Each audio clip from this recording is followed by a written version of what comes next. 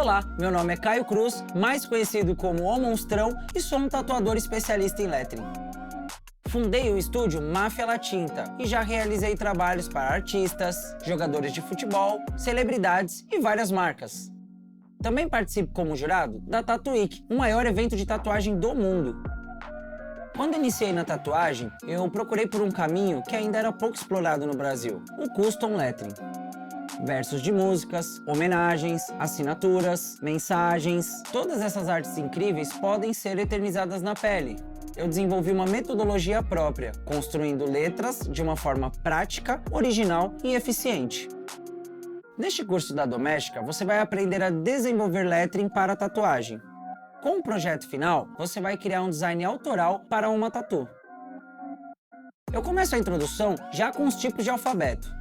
Veremos as letras clássicas, comerciais, as góticas e as caligráficas. Teremos alguns exercícios para soltar a mão no papel, entender as nossas ferramentas e desbloquear a nossa criatividade. Hora de pensar no projeto. Definiremos frase e o local de aplicação. Irei mostrar o processo para criar uma composição de letras no papel.